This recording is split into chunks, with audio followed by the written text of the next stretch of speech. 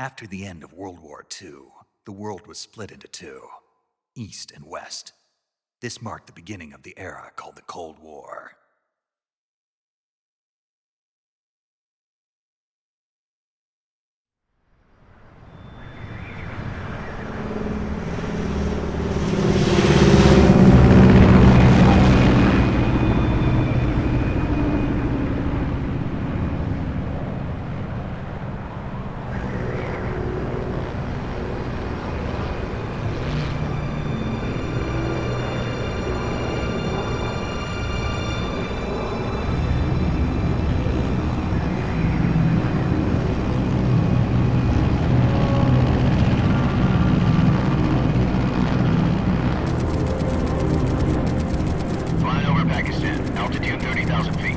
Approaching Soviet airspace.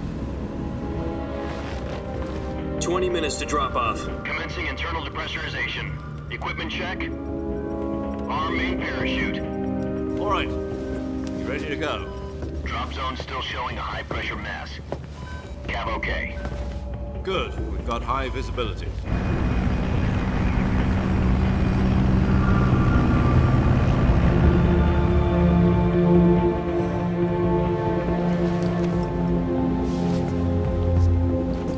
Put out that cigar. Connecting oxygen hose to interior connector. Put on your mask.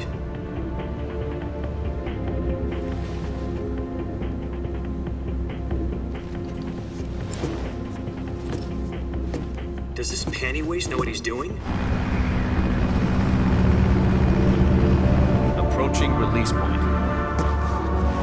10 minutes to drop off. Hey, are you deaf? He said put out the cigar and put on your mask.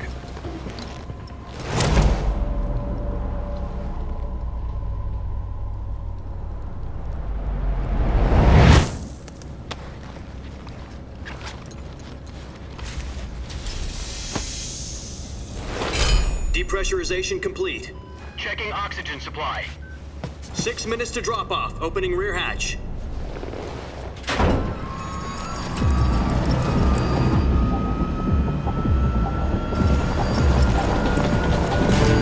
Sunrise.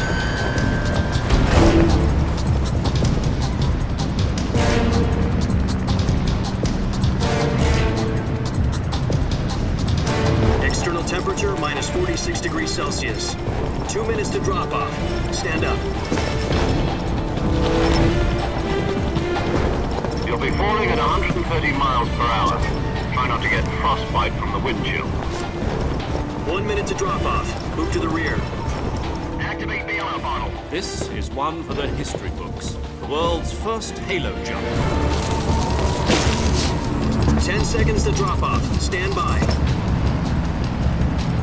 Status okay. All green. Prepare for drop-off. Countdown. 5, 4, 3, 2, 1. Spread your wings And fly. I'll be with you.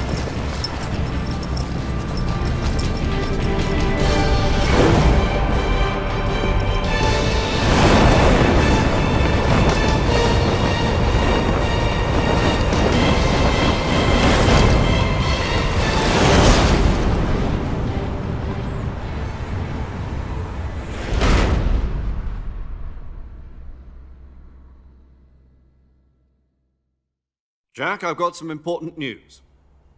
The head of the CIA has finally given us the green light for the virtuous mission. Virtual mission? No, the virtuous mission. The future of our Fox unit depends on it. If it succeeds, we'll be officially organized into a unit. Virtuous mission? Sounds like some kind of initiation ritual. You know, don't get cocky. This isn't a training op. Right. So what exactly is this wonderful mission? Well, about 2 years ago, a certain Soviet scientist requested asylum in the West through one of our moles. His name is Nikolai Stepanovich Sokolov. He's head of the OKB 754 Design Bureau, one of the Soviets' top-secret weapon research facilities, and the East's foremost expert on weapons development. Sokolov? Isn't he that famous rocket scientist? The very same. On April the 12th, 1961, the Soviets achieved the first manned spaceflight in history. The Earth was blue, but there was no God. Well spoken. The rocket that carried Yuri Gagarin into orbit was the A-1, known as the Vostok rocket. Sokolov is said to be the man most responsible for the multi-engine cluster used in that rocket. After Gagarin's flight, Sokolov left rocket development to become the head of the newly established Design Bureau. From a lowly technician to head of a design bureau, that's quite a success story, so why'd he want to defect? It seems he'd become afraid of his own creations. Afraid? Call it a crisis of conscience. And for that, he left his country and his family behind and went over the fence? Not exactly. One of his conditions was that his family was also to be taken safely to the west. We used a mole to get the family out first and succeeded in sneaking Sokolov over the Berlin Wall short afterwards. I was the one who conducted the operation. The security on the eastern side was still full of holes back then. Then what? We got Sokolov over in one piece, but the whole ordeal had left him exhausted, and we checked him into a hospital in West Berlin. It took him 2 weeks and more than 600 miles to get from the research facility in the Soviet Union to Berlin. He was in no condition to say anything coherent. And it was only a week later that we had something much bigger on our hands. The Cuban Missile Crisis. October the 16th, 1962, President Kennedy received word that the Soviets were in the process of deploying intermediate-range ballistic missiles in Cuba. The President demanded that the Soviets dismantle and remove the missiles. At the same time, he announced a naval blockade to prevent further missile shipments from reaching Cuba. But the Soviets didn't back down, instead placing their armed forces on secondary alert. Soviet transport ships carrying missiles continued on course towards Cuba.